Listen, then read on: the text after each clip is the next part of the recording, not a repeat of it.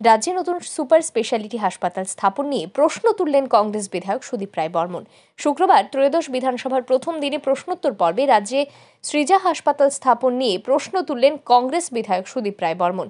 সৃজা হাসপাতাল নির্মাণের জন্য প্রাণী সম্পদ বিকাশ দপ্তরের উদ্যোগে কত পরিমাণ জমি পশ্চিম ত্রিপুরা জেলা শাসককে হস্তান্তর করা হয়েছে সেই বিষয়ে জানতে চান বিধায়ক সুদীপ রায় বর্মন। তার প্রশ্নের উত্তরে রাজ্যের প্রাণী সম্পদ বিকাশ দপ্তরের দায়িত্বপ্রাপ্ত মন্ত্রী সুধাংশু দাস জানান, পশ্চিম ত্রিপুরা জেলা শাসকের পক্ষ থেকে গৃহীত আবেদনের ভিত্তিতে রাজ্যের নয়া হাসপাতাল নির্মাণের জন্য আরকে নগরে 28.71 একর জমির জন্য এনওসি অর্থাৎ নো অবজেকশন সার্টিফিকেট জারি করেছে রাজ্যের প্রাণী সম্পদ বিকাশ দপ্তর, কেননা সেই জমি সংশ্লিষ্ট দপ্তরের অধীনে রয়েছে। Honorable Speaker Sir, Honorable Vidayak Shri Borman, Mohoday Prashwar Federation, how much land of the department has been handed over to DMN Collector West Tripura for construction of a hospital at Varikachomai? Answer is, as per the request received from DMN Collector West Tripura, Animal Resource Development Department has issued no objection certificate NOC to the District Magistrate Collector, West Tripura District, Agartala for allotment of land measuring 28.71 acres under Radhakishore Nagar, Mauja for establishment of a hospital. সংশ্লিষ্ট প্রশ্নের পরিপ্রেক্ষিতে একটি অতিরিক্ত প্রশ্ন এনে বিধায়ক সুদীপ রায় বর্মন বলেন, সংশ্লিষ্ট জমিটি হাসপাতালের জন্য ভাড়া দেওয়া হয়েছে নাকি স্থায়ীভাবে বরাদ্দ করা হয়েছে। এই প্রশ্নের উত্তরে মন্ত্রী সুধাংশু দাস জানান, অর্থের বিনিময়ে কাউকে জমি প্রদান করা বিষয়টি সংশ্লিষ্ট দপ্তরের হাতে নেই, এই বিষয়টি রাজস্ব দপ্তরের হাতে রয়েছে। সেই মোতাবেক সৃজা হাসপাতাল স্থাপনের জন্য পশ্চিম ত্রিপুরা জেলা শাসকের পক্ষ থেকে আরকে নগরস্থিত পশু বিজ্ঞান ও পশুপালন কলেজের পাশে জমিকে বাছাই করা হয়েছে। জেলা শাসকের আবেদনের উপর ভিত্তি করে 28.71 একর জমির জন্য এনওসি জারি করেছে প্রাণী সম্পদ বিকাশ দপ্তর। মন্ত্রী আরও জানান, আরকে নগরে প্রাণী সম্পদ বিকাশ দপ্তরের প্রায় 491.26 একর জমি রয়েছে, তার মধ্যে 186.61 একর জমি পরিত্যক্ত অবস্থায় রয়েছে।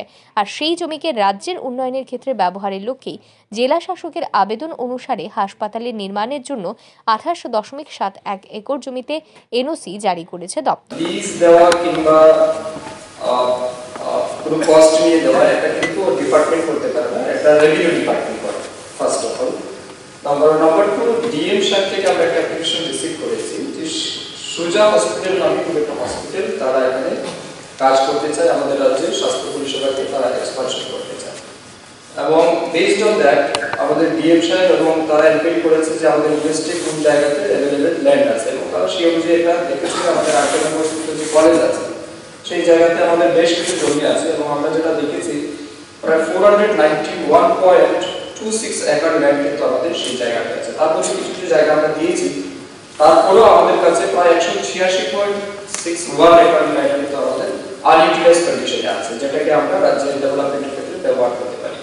সেই অনুযায়ী আমাদের কাছে যখন সেটা এসছে প্রপোজাল, তো আমরা কনসিডার করেছি যেহেতু জমি পরিত্যক্ত অবস্থায় আছে, আমরা একটা কাজে আছে, রাজ্যের যদি স্বাস্থ্য পরিষেবা এক্সপানশন করা যায় আমরা জমি দিতেই পারি। সেই অনুযায়ী আমরা 28.71 একর আমরা তাদেরকে এনওসি তবে এখানেই শেষ নয়। এদিন রাজ্যে সৃজা হাসপাতাল স্থাপন নিয়ে রাজ্যের মুখ্যমন্ত্রীর দিকে এক বিশাল প্রশ্ন ছুড়ে দেন কংগ্রেস বিধায়ক সুদীপ রায় বর্মন। তিনি বলেন, রাজ্যে নতুন কিছু নির্মাণ করতে হলে সেক্ষেত্রে টেন্ডার জারি করতে হয় এবং টেন্ডারের মাধ্যমে তার নির্বাচন করা হয়। এই ক্ষেত্রে রাজ্য সরকারের তরফ থেকে কোনো টেন্ডার জারি করা হয়েছে কিনা এবং সৃজা হাসপাতালকে জমিটির পাট্টা দেওয়া হয়েছে নাকি স্থায়ীভাবে বরাদ্দ করা হয়েছে। কংগ্রেস বিধায়কের প্রশ্নের উত্তরে মুখ্যমন্ত্রী জানান, সৃজা হাসপাতালকে জমিটির পাট্টা দেওয়া হয়েছে, কেননা সৃজা হাসপাতাল কর্তৃপক্ষ স্বেচ্ছায় ত্রিপুরায় নিজেদের হাসপাতাল চালু করার ইচ্ছা প্রকাশ করেছে। তাছাড়া সৃজা হাসপাতালের বিশেষ টিমের সহায়তায় রাজ্যে সফলভাবে কিডনি ট্রান্সপ্লান্ট সম্পন্ন হয়েছে। সেক্ষেত্রে সৃজা হাসপাতালের চিকিৎসা পরিষেবা নিয়ে কারোর কোনো সন্দেহের অবকাশ নেই। আমি কি দুটো প্রশ্ন করলাম, whether that plot of land is going to be leased out or allotted, number 1, number 2 হচ্ছে whether any tender was quoted যেখানে পার্টিসিপেট করে সৃজা হসপিটাল। আপনারা জানেন এই সৃজা হাসপাতালেরই যারা তারা কিন্তু কিডনি ট্রান্সপ্লান্ট করেছে, কাজে তাদের সম্পর্কে কিন্তু এতেই আমরা প্রমাণ আমরা পেয়েছি যে তারা কোন স্ট্যাটাসে আছে। মণিপুরে আমরা খবর নিয়েছি, অন্যান্য জায়গায়। এই সংস্থার সম্পর্কে যখনই কথা বলবো আমরা, তারপর এটা যখন জায়গা খুঁজতে লাগলো তখন দেখা গেল একটা জায়গা আছে, সেটা দপ্তর মধ্যে আমরা বহু জায়গার মধ্যে আছে যে এরকম ডিপার্টমেন্ট টু ডিপার্টমেন্ট কিন্তু আমরা প্রায় এনওসিটা সিস্টেমিক, এনওসি দেওয়ার জন্য ডিপার্টমেন্ট টু ডিপার্টমেন্টে দিই, এনওসি দেওয়ার পরে তারপরে কিন্তু যখন ওনারা প্রপোজাল দিলেন, দেওয়ার পরে কিন্তু মন্ত্রিসভার সিদ্ধান্ত ক্রমে সেটা হয়েছে, তারপরে লিজ দেওয়া হয়েছে। তো লিজ দেওয়াতে মন্ত্রিসভা কোন সিদ্ধান্ত? এই তো এটা সিদ্ধান্ত হয়েছে মন্ত্রিসভার ক্যাবিনেট ডিসিশন, এই তো লিজ দেওয়ার বিষয়, মানে এটা কি রিজার্ভ করছে? হ্যাঁ লিজ তো হচ্ছে। আচ্ছা কথা বলুন। লিজ সিলেক্ট করেছে whether any tender was put or not, that are development করে তাহলে কিডনি ট্রান্সপ্লান্টের জন্য there are many hospitals.